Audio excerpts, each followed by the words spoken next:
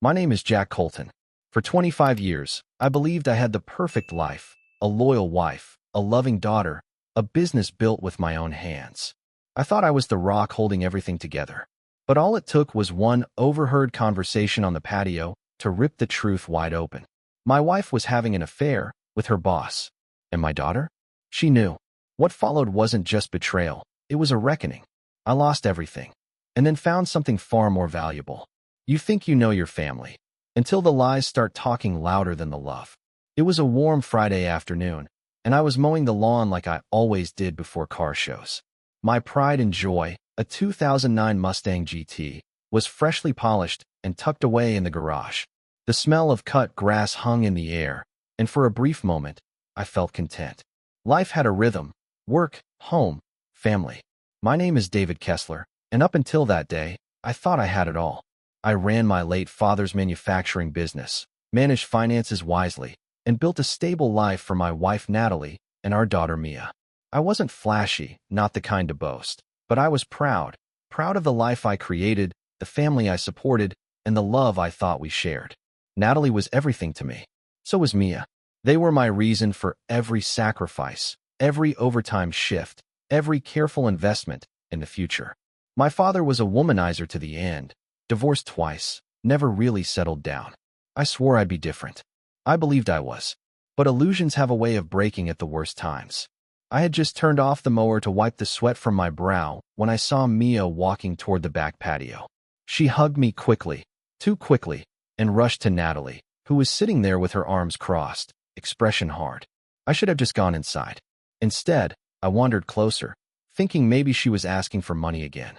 But what I heard stopped me cold. "Catherine, how could you be so stupid?" Natalie hissed. Mia rolled her eyes. "Come on, Mom, it was just one time. I was drunk. It wasn't even that different, just more exciting. I'm not leaving Eric, he's just boring sometimes." My legs turned to lead. My heart sank. "He's your husband," Natalie snapped. "He loves you. And you didn't cheat?" Mia spat. "Dad forgave you, didn't he? Maybe Eric will too." I froze. The mower's still warm behind me, the blade silent, but my mind roaring with noise. What did she just say? Natalie cheated on me. I stepped forward, and they both looked up, startled. Natalie went pale. Mia's eyes turned sharp with defiance. "Mark, talk some sense into your daughter," Natalie said quickly. Her voice cracked, panic surfacing. She made a mistake. "Wow, Mom, why don't you announce it to the whole neighborhood?" Mia scoffed, then turned to me. "You and Dad are still together. So maybe Eric and I will be fine too." That was when the last brick of my world collapsed. Natalie's mouth opened, but nothing came out. I looked into her eyes, hoping, praying for a denial, a confession, something. All she said was, "It was just once. I was drunk." I stepped back. "You told her I knew?" I said, my voice barely above a whisper, shaking. "I thought you did," Mia murmured. I stared at her, at both of them. "Burn this image into your memory," I told Mia, my voice like ice. "Because that's exactly how Eric will look when he finds out. And he will. You're telling him tonight." She blinked. "If it's going to hurt him like this, I can't." "Then you'll lose him," I said, dead serious. "And if you don't tell him, I will." Natalie stepped forward. "David, I'm sorry. I didn't want you to find out like this." "Don't come near me," I said, backing away. "I treated you like a queen. I built this life for us. For you. And now I find out I've been married to a liar. And our daughter thinks betrayal is just something people do when they're bored." "I know I hurt you," she whispered. I looked at her, my chest burning. "Oh, now you get it? I've bragged about this family for years, said you two were my reason for working so hard. Now I see it was a lie. Not anymore. I've learned how to move on. That skill's going to come in handy." "David, please," she sobbed. "Let's talk." "You had your chance," I snapped. "Who was he?" "It doesn't matter," she whispered. "It matters to me." "David, he's married," she choked out. "It's complicated." "Of course it is," I muttered. "I'm going to the Mustang Memories show tomorrow." "I'll come with you," she said quietly. "We can talk on the way." "You're not coming," I said, glaring. "Don't call me honey. Call me David." "David, I'm not my father," I said firmly. "He chased women. I don't. I gave everything to you. And now we're done. The next time we talk, it'll be in court." "Please." Natalie's voice cracked. "I love you. And I didn't want to be married to a liar," I said, turning my back. But here we are. She cried behind me, but I didn't stop. Not anymore. After everything, I wasn't angry. I was awake. And it was time to move forward. I didn't sleep that night. The bedroom we once shared felt like a graveyard. The scent of her still lingered on the pillows, mocking me with every breath I took. I lay there staring at the ceiling, listening to the silence as it wrapped around me like a shroud. No apologies could undo what had been said. No soft-spoken lie could cover the betrayal that now sat between us like a cold wall. Around 4 a.m., I got up, showered, and packed a small bag. The Mustang show was still a few hours away, but I needed out. Out of the house. Out of my own head. I scribbled a quick note. I'll be back Sunday. Be gone by then. The words felt heavy, like finality bleeding through ink. I grabbed my keys and walked out, the sound of the door closing behind me far louder than it should have been. The Mustang started with its familiar roar, a sound that usually calmed me. Not this time. My chest was tight, my jaw locked. My world had cracked, and I was still trying to process just how deep the fault line ran. The drive to Dearborn was fast. Too fast. My foot was heavier than it should have been, but I didn't care. I had to feel something. Anything that reminded me I was still alive. The interstate blurred past. I didn't even realize how fast I was going until I saw the flashing red and blue in my rearview mirror.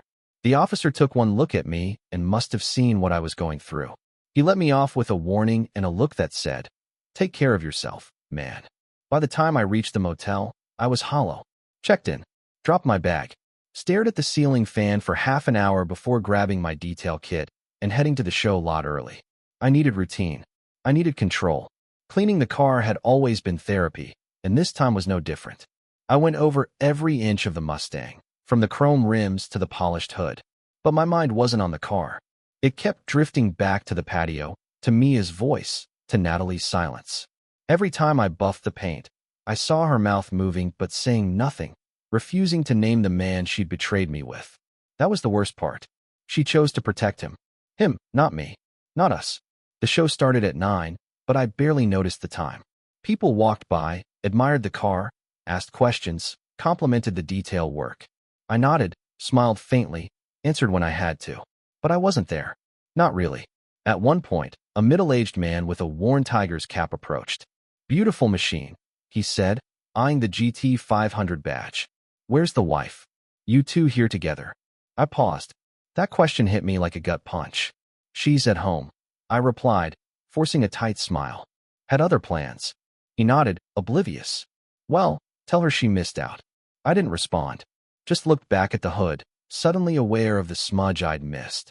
I polished it hard, like I was trying to scrub away every memory of her.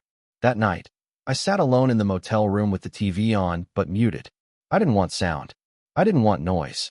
Just the comfort of silence, even if it was loud in a different way. The phone buzzed. Natalie. Then Mia. I let both go to voicemail. I wasn't ready. I didn't want to hear her excuses. I didn't want to hear Mia's pleas. They'd already said enough. Around midnight, I finally listened to the first message. "David," Natalie's voice, small and trembling. "Please call me. I made a mistake. I was confused. We need to talk." Delete. Then Mia. "Dad, I'm sorry. I didn't mean for any of that to come out like it did. Mom told me you knew. I swear I thought you knew. Please, don't be mad at her." Delete. It was like they still didn't get it. Still didn't understand that the damage wasn't just what they did, but what they didn't do. The lies, the cover-ups, the way they twisted reality to make themselves feel better while I lived in the dark. The next morning, I woke up with a plan. I wasn't going to cry. I wasn't going to yell. I was going to rebuild. From the ground up. Without her. The show ended around 2 p.m. I didn't stick around to chat. Just packed up, nodded to a few guys I knew, and hit the road. When I pulled up to the house, her car was still in the driveway. My heart sank. So was another one, my brother-in-law's. And a rental. I stepped inside. The living room was full. Natalie, Mia, Eric, and Natalie's parents. The air was thick with tension. No one said a word. "You're still here?" I said coldly. I thought I made myself clear. Natalie stood. "David, please. Let's talk." "No. You talk. I'll listen." She hesitated. "It's not what you think." "Oh, it's exactly what I think." I cut her off. "You cheated. You lied. And now you're trying to save face in front of your parents." Her father stepped forward, hands up. "David, Son, maybe this is a misunderstanding. I looked him dead in the eye. Your daughter betrayed me. This isn't about misunderstandings. It's about choices. Eric looked at Mia. You told him? Mia looked down, eyes brimming. I turned and walked upstairs. Natalie followed me. David, wait, she called. Are you really going to throw away 30 years? I spun around. You already did. I didn't slam the door. I didn't scream. I just started packing. And as I zipped up my suitcase, I knew something for certain. Whatever came next, it wouldn't include her. I left the suitcase at the foot of the bed, zipped and ready. I didn't know where I'd go yet, but anywhere was better than this house, where every wall whispered lies, where every photograph was now a mockery of the life I thought I had. I walked down the stairs slowly, my footsteps deliberate. The living room was quiet, all eyes on me. Natalie sat on the couch, her hands clenched in her lap. Her mother rubbed her back in small, slow circles like she was the victim in all this. Mia sat next to Eric, her face pale, guilt swimming in her eyes. Her husband stared at her, frozen in disbelief, like he hadn't fully processed what she'd confessed. I didn't offer greetings. I didn't ask questions. Why are you still here? I said, my voice even but hard.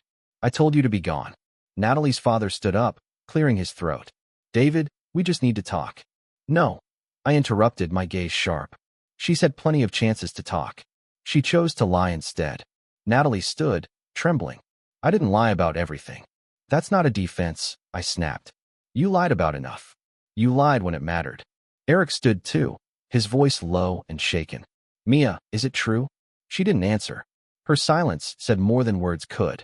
And suddenly, all the rage I'd bottled up began to surge again. But this time, I didn't yell. I didn't explode. I turned to her. You had the nerve to scold our daughter, I said to Natalie, to act like the moral compass in this house, all while you were doing worse behind my back. She flinched, and her mother looked like she was about to speak up, but I didn't give her the chance. You lied to me for God knows how long. I continued. You let me build a life around a fantasy, and now you want me to be reasonable. David, please, Natalie said, stepping forward. It wasn't just sex. I raised my hand, stopping her. Don't insult me with that. It was more than just sex garbage. That only makes it worse. I turned to Eric. You should talk to your wife. You deserve the truth. All of it. Not just what she's willing to tell you. He looked at me like I'd just pulled the ground out from under him. I knew the feeling. I need air. I muttered and walked past them all. Out the door. Into the fading daylight. The sun was low, casting gold across the driveway, but it felt cold. I went straight to the garage, pulled out the car wash bucket and hose. It might have seemed ridiculous, washing the car in the middle of all this, but I needed something to keep my hands busy. Something that didn't talk back, didn't lie, didn't cheat.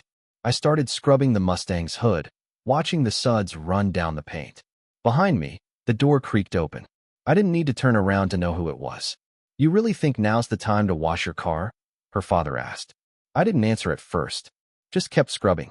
It's too beautiful to leave dirty, I finally said. He sighed. I know you're hurting, and I'm not making excuses for what she did, but walking away after 30 years. I walked away the day I asked her who he was, and she said, it doesn't matter. That's when I knew I was done. She still loves you, he said quietly. She's just lost. I turned to him, eyes narrowed. Then let her find herself. Somewhere else. He folded his arms. She's not moving out. I advised her not to. You're still married, legally. Until a court says otherwise. This is her home too. I paused, letting that sink in. I'm not dragging her out, I said coldly. But I won't stay here either. He tilted his head. Where will you go? I didn't answer. I didn't need to. I finished rinsing the car, water pooling around my feet. I dried it with quick, practiced movements, ignoring the weight in my chest. Then I stepped back, admired the shine, and said quietly, she protected him over me, over us. That's unforgivable. He said nothing. Just watch me. I grabbed my phone, thumbed through contacts, and called someone I hadn't spoken to in a while, our neighbor up at the lake house. Hey, Tom. How's the place? Grass is getting tall, he said with a chuckle. Want me to mow it for you? I looked at the house behind me, the shadows in the windows, the ghosts in the walls. No, I said. I'll be there tomorrow. I hung up and walked inside. Natalie was in the kitchen, wiping her face. Mia and Eric were gone. Good. I'm leaving, I said, grabbing my keys from the hook. Her head shot up. Where are you going? Somewhere I can breathe. She stepped closer, her voice breaking. Can we please talk before you go? No, I replied firmly. The time for talking was when I asked you to be honest. She choked back a sob. I still love you. You loved me while sleeping with someone else, I said, walking past her. That's not love. That's selfishness. I reached the front door. By the time I come back, be gone. Or don't. It doesn't matter anymore. Just know, wherever I go from here, it won't be with you. And I left. Not with a slammed door. Not with a shout. Just with silence, the kind that says everything. The drive to the lake house felt longer than usual. Maybe it was the weight I was carrying, or the quiet that now pressed against me like a second skin. No music, no calls, no distractions. Just the steady hum of the tires on pavement and the occasional whisper of wine through the cracked window. When I pulled up the gravel path, the place looked just like I remembered it.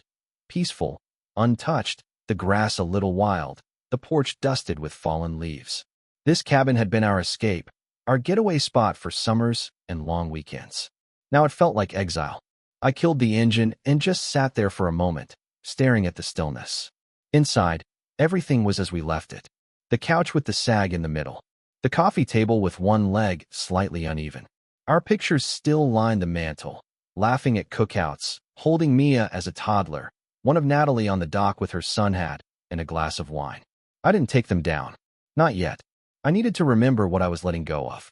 I set my bag down in the spare bedroom. It was small, barely enough space for the bed and a dresser, but it felt right. It didn't feel like ours. That was the point. By nightfall, I'd stocked the fridge with basics from the nearby gas station and reconnected the Wi-Fi.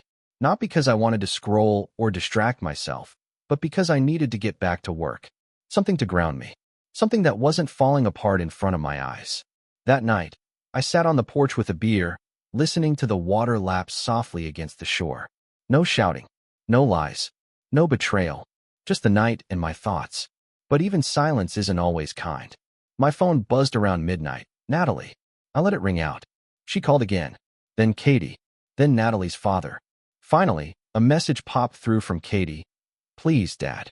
Just talk to her. She's not doing well. I didn't respond. Not yet. The next day, I drove back into town to meet with the lawyer my friend had recommended. His office was neat, cold, filled with books and the scent of stale coffee. I want a divorce, I said plainly. Infidelity. Long term. I'm not dragging this out. He nodded, flipped open a file. Do you have proof of the affair? She admitted it, I said. More than once. He nodded again. That's enough. We can proceed under fault-based grounds. I'll prepare a settlement. If she refuses, we file formally. What's the fastest this can be done? Depends on her cooperation. But I can promise we won't be playing games. That was all I needed. I left the office and stopped by the shop. My team was behind on a few production deadlines, but they lit up when they saw me. I hadn't told most of them what was going on, but a few of the older guys gave me that knowing look. I didn't elaborate. I just put my head down and worked. It felt good. Safe. Steel and structure didn't lie. That evening, I called Katie. She picked up on the first ring, her voice small. Dad, I heard you've been calling. Yeah, I don't know what to do. I can't fix what you did, Katie. That's on you and Eric. I know, she whispered. But Mom, she's breaking down. She's not eating. She's crying all the time. Grandpa said she might need to be admitted somewhere if this keeps up. She should have thought about that before she gave herself to someone else. I know she messed up. But can't you just talk to her? I'll talk, I said. But not the way she wants. I hung up before she could say more. Later that night, as I stood by the window watching the reflection of the moon ripple on the lake, I heard a car pull up. My heart tightened. I didn't move as Natalie stepped onto the porch. She stood in the doorway, eyes glassy, hair tied back like she hadn't slept. She clutched a coat around herself like armor. Can I come in? I stared for a moment, then stepped aside. She moved slowly, carefully, like I was a wild animal that might lash out. I probably looked like one. She sat on the edge of the couch, hands folded tight. I just want to talk, she said. No yelling. You get 10 minutes, I said. Then you leave. She nodded. I messed up. I know that. I don't expect forgiveness overnight. But I want to fix this, David. I didn't respond. I was lonely. I felt invisible. You felt invisible. I scoffed. While I was working 12-hour days to make sure you and our daughter had everything you needed? Her face crumbled. I never stopped loving you. You say that, but you loved someone else with your body. That's not love. That's betrayal. Tears streamed down her cheeks. Please, let's go to therapy. Counseling. Anything. I'll do whatever it takes. I shook my head. You already did enough.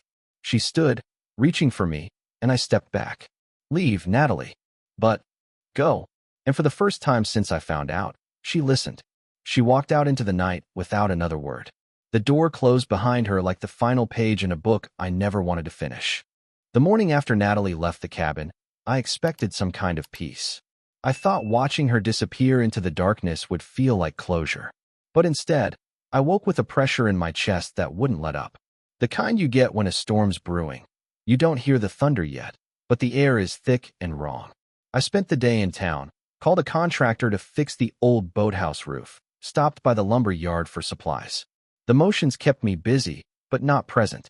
Every time I blinked, I saw her face from last night, wet with tears, pleading like we hadn't already crossed a line we could never uncross.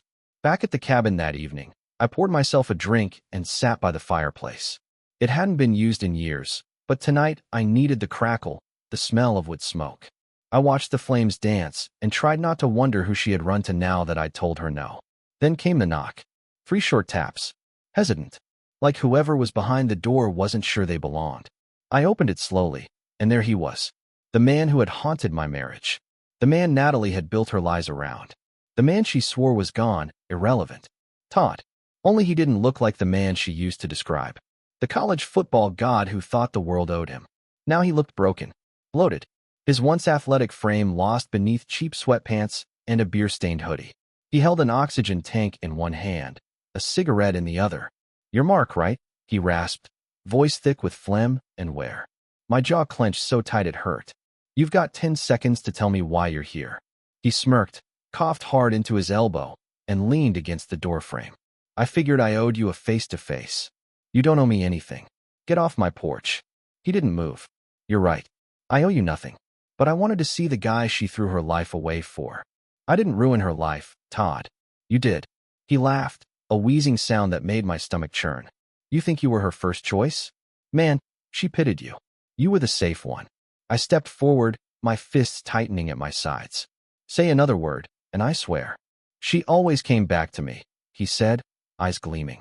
Even after she married you. Even after the kid. That hit like a punch to the chest. I'd never had proof Katie wasn't mine. Never truly believed it. But now, the doubt was back, clawing at me. I don't care what fantasy you're still clinging to, I said, voice cold. You were a speed bump in her life. I was the road. He pushed off the frame and started limping down the steps, coughing hard again. Yeah? We'll see who she picks when she's got no one left to pay her bills. I didn't answer. I just watched him shuffle into the night, the hiss of his oxygen tank trailing behind him like a warning. That night, I didn't sleep. I kept replaying everything, every fight, every kiss, every half-truth Natalie fed me over the years. My gut had always told me she'd never fully let go of him. I just hadn't wanted to believe it. By morning, I was back in my lawyer's office. We filed the official divorce petition under infidelity grounds, and I instructed him to prepare a restraining order if Todd showed up again. 2 days later, Katie called. Dad, she said, voice shaking. You need to come. Mom collapsed. She's in the hospital. For a moment, I said nothing. Just listened to her breathing, heavy and panicked on the other end. She's okay, Katie added. Stable now. But she keeps asking for you. I should have said no. Should have told her that Natalie had made her bed. But my heart wasn't made of stone. And for all the pain she'd caused, 25 years doesn't just vanish in one signature on a legal form. When I got to the hospital, she was pale, thin, eyes sunken but still alive. Still her. Mark? She whispered when she saw me. You came. I'm here because of Katie. I know, she said, trying to smile. But I'm glad. We sat in silence for a while. Then she said something that chilled me. Todd's dying. I know. I told him to leave me alone. I told him it's over. I studied her face, searching for truth, or at least remorse. I told him, she said again, softer now, because I finally realized what I lost. No, I said gently but firmly. You realized what you lost when it was already gone. Tears spilled down her cheeks. You were the best thing I ever had. I stood, pulled my coat on. I'm sorry, she whispered. I know, I replied. But sorry doesn't fix this. As I walked out of the room, the heart monitor beeped steadily behind me. A steady rhythm. Alive, but just barely.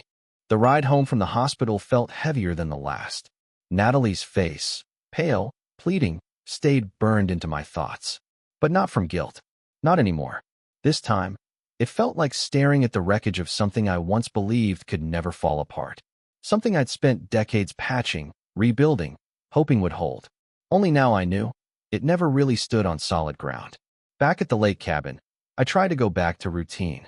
Coffee, yard work, business calls. But everything felt mechanical. The air was too still, the silence too loud. The kind of silence that creeps in after a war has already been lost. I was sitting on the porch, watching the wind ripple the lake's surface, when Katie showed up. Her eyes were puffy, her posture defensive.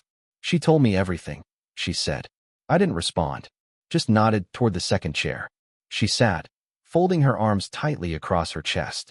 She said it wasn't love, not with him. Just guilt. Habit. Some twisted sense of debt. Still doesn't make it right, I said, not even looking at her. I know, she whispered. I needed to hear it from her. I turned to face her. My daughter. My blood, or maybe not. That doubt still lingered, like a splinter I couldn't quite pull out. She told me you're getting the DNA test. I am. Do you really think Todd's my father? I hesitated, then shook my head slowly. I don't know. I want to say no, but I've been wrong before. About a lot. She nodded, wiping at her eyes. Even if he is, she said quietly, you'll always be my dad. You raised me. You taught me everything that matters. You're the only man I've ever called father. The words hit me harder than I expected. I cleared my throat, trying to push the sudden lump away. That still doesn't mean I can overlook what your mother did. I know, she said again. And I'm not asking you to. I wanted you to know I'm not picking sides. You already did when you stayed quiet. She flinched, but didn't argue. I'm sorry, she whispered. I really am. I didn't answer. Not because I didn't believe her, but because I knew how useless apologies could be when the damage was already done. That evening, my lawyer called. She's contesting the divorce. Of course she was. She's demanding counseling, mediation, even filing motions to delay the process. Her father's helping her coordinate everything. She won't let go, I muttered. She thinks you'll come around. She's wrong. We could push for fault-based grounds and accelerate this. But she's going to fight, especially if she thinks there's still hope. There isn't. He paused. Then it's time to act like it. I hung up and stared at the fire I'd built earlier. The flames had died down now, glowing embers cracking in the darkness. That was us, me and Natalie. Once ablaze, now just ash with no heat left. The next morning, I drove straight to the house. Not to fight, not to talk, just to see for myself what she was doing in the ruins of our life. Her car was in the driveway. So was Katie's. But the lawn was overgrown, the porch light flickering, the air thick with a sense of something ending. I stepped inside without knocking. She was in the kitchen, sipping tea like nothing had happened. Katie sat across from her, arms wrapped around her knees. You don't live here anymore, I said. Natalie looked up, startled. Mark, no. No more talks. No more tears. You made your choice. Katie stood. Dad, please. You should both go, I said coldly. Now. I have rights, Natalie said, rising. My lawyer says I can stay until the court decides otherwise. Then the court can drag you out. I didn't come here to argue, she snapped. But you always do, I said. You've made a career out of it. You lie, then cry, then hope the world resets itself. I told you the truth, she said, eyes wide. Finally. Too late, I growled. You don't get to break someone and then beg for pieces. She stepped forward, voice trembling. You still love me. I see it. I looked her dead in the eye. I loved who you used to be.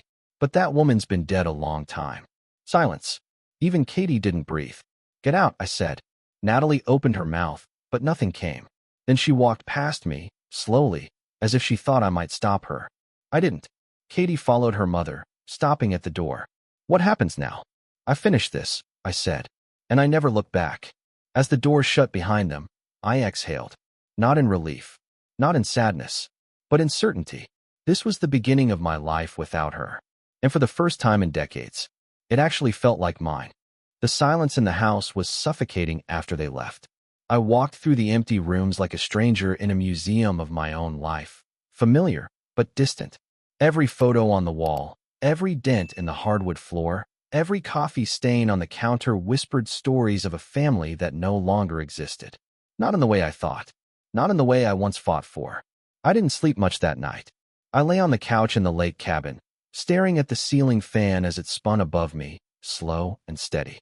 The hum of the blades should have calmed me, but my mind kept replaying Natalie's voice, her pleas, her tears, and Katie's silence. That quiet guilt she wore like a heavy coat. By morning, my decision was made. No more waiting. No more wondering. I'd ordered the DNA test 2 days ago, rush delivery. It arrived at my office that morning. I sat in my car staring at the box. My fingers trembled slightly as I opened it. It felt like betrayal just to hold it, like I was admitting defeat. But I needed to know. I had to know. I called Katie and told her to meet me at the cabin. She arrived an hour later, looking uncertain, eyes rimmed with red. Is this about the test? I nodded and gestured for her to come inside. The lake breeze rustled the trees outside, but neither of us commented.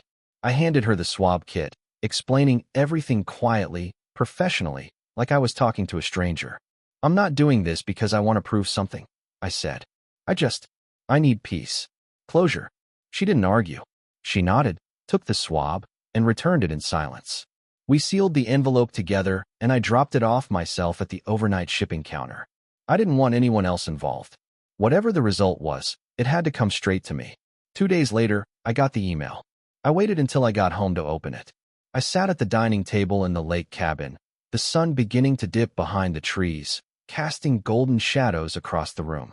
I took a deep breath and clicked the link. Negative. Todd wasn't the father.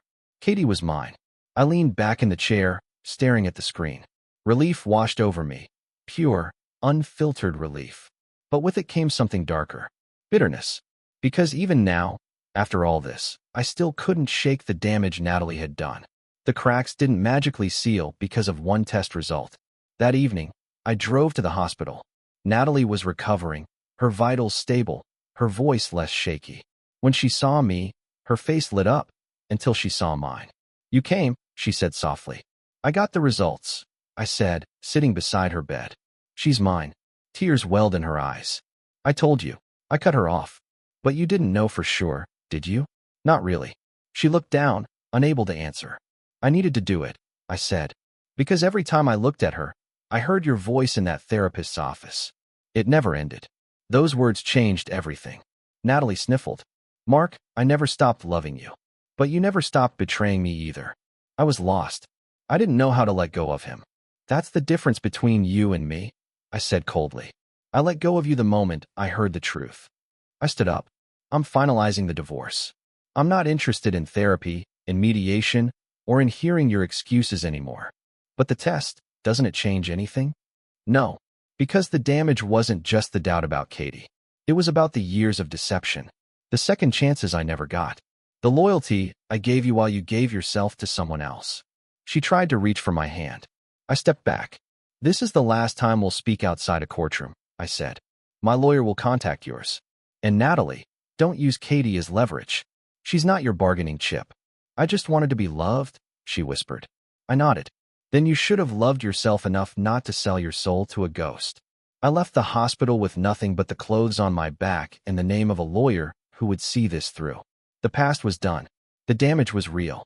But for the first time in years, I wasn't holding the burden anymore. I had let go, and I felt free. The day I signed the divorce papers, the sky outside my office window was a blank sheet of gray. Fitting. The kind of sky that hovered without emotion. Cold. Still. Like it had nothing left to give. Just like I felt the moment my pen hit the dotted line. No fireworks. No anger. Just silence. A kind of peace that didn't roar, it whispered. Natalie had fought it tooth and nail. First with tears. Then with guilt.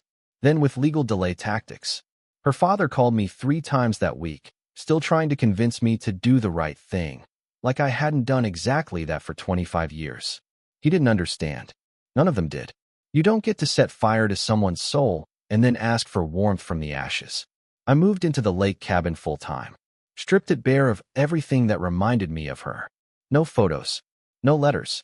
Not even the throw blanket she left folded on the couch that smelled like her perfume. I gave it all to Goodwill. Someone else could start over with her memories. God knows I was done carrying them. Katie came by once a week. At first, our talks were awkward. She wanted to believe things could be patched up, that we could somehow live under the same umbrella again, fractured but pretending. But I didn't pretend anymore. One evening, she brought me a box. Inside were photos of her as a child. All with me. Teaching her to ride a bike, brushing paint on her bedroom wall, reading to her while she slept. On top was a sticky note in her handwriting.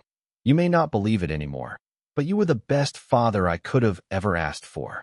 Don't let her ruin that. I stared at that note for a long time. Maybe I had doubted too much. Maybe the pain had made me forget how much of myself I had poured into that girl. Katie wasn't just the product of a mistake. She was mine, in every way that mattered. And no matter what Natalie did, she couldn't rewrite that. Later that week, the local paper ran a feature on the expansion of our company.